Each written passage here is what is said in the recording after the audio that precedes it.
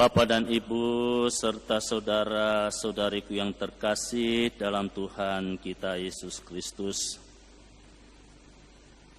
Kalau kita mencoba dengan saksama kembali merenungkan pewartaan sabda Tuhan yang baru saja kita dengarkan, secara istimewa dari bacaan Injil, maka di sana kita bisa menemukan bahwa secara kronologis sebagai sebuah bangunan cerita, inilah awal dari terjadinya yang namanya peristiwa penyaliban.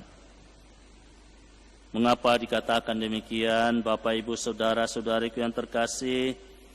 Karena di dalamnya kita bisa melihat dengan jelas motif di balik keinginan orang-orang Yahudi untuk membunuh Yesus. Memang kita di zaman ini tidak dapat merasakan suasana yang terjadi pada saat itu, sehingga kita cenderung untuk mengolah dengan akal dan pikiran, sehingga mempertanyakan tindakan Yesus yang demikian. Sehingga ada juga yang mengatakan apa yang dilakukan oleh Yesus itu terhadap Lazarus, yakni membangkitkan Lazarus, adalah tindakan yang konyol, tindakan yang sia-sia. Betapa tidak, Bapak Ibu saudara-saudariku yang terkasih, Lazarus yang sudah mati dibangkitkan lagi.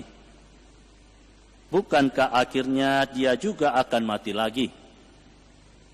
Begitu juga dengan Maria dan Marta yang saat itu sedih karena kematian saudara mereka. Bukankah akhirnya mereka harus mengalami kesedihan lagi? Bapak, Ibu, saudara-saudariku yang terkasih, pandangan demikian memang masuk akal jika kita melihat peristiwa kebangkitan Lazarus itu sebagai sebuah peristiwa awalnya. Yang terpenting adalah kemuliaan Allah sudah dinyatakan melalui dirinya.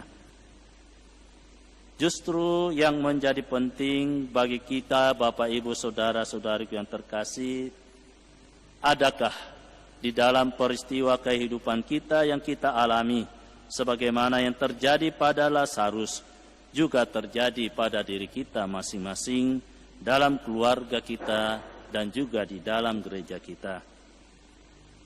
Adakah kehidupan kita pun sudah menjadi pernyataan kemuliaan Allah di dalam kehidupan kita?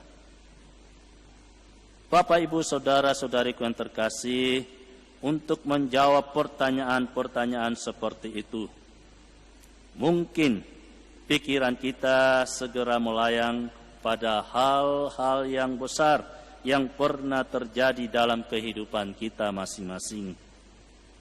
Mungkin juga kita akan mencari atau mengingat kembali yang namanya peristiwa-peristiwa khusus atau aneh yang pernah kita alami di dalam keluarga kita.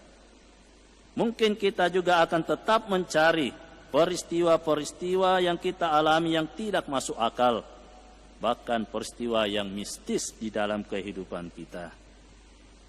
Tetapi pertanyaannya tetap berlanjut, Bapak, Ibu, saudara-saudariku yang terkasih. Apakah di dalam semua peristiwa itu kemuliaan Allah ternyatakan? Atau adakah orang-orang yang ada di sekitar kita yang setelah mendengar cerita dari kita, mereka kemudian memuliakan Allah di dalam perjalanan hidup? Bapak, Ibu, saudara-saudariku yang terkasih, mungkin yang terjadi pada diri kita masing-masing, pada keluarga kita masing-masing, bukanlah peristiwa yang amat fenomenal sebagaimana peristiwa kebangkitan Lazarus. Bahwa kita tidak harus mati dan bangkit lagi dari kuburan. Tetapi cukuplah kiranya, Bapak, Ibu, saudara-saudariku yang terkasih, jika kita mampu menjadikan hidup kita sebagai ungkapan kasih Allah di dalamnya. Bapak, Ibu, saudara-saudariku yang terkasih, kebangkitan Lazarus adalah kebangkitan kita. Maka marilah pada hal-hal yang kecil, pada perkara-perkara yang sederhana, kita bertanya pada diri kita masing-masing, adakah kita melihat kemuliaan Allah di sana? Jika tidak, bagaimana mungkin kita bisa menjadikan hidup kita sebagai sarana atau pernyataan kemuliaan Allah di dalam kehidupan kita bagi sesama? Semoga demikian. Amin.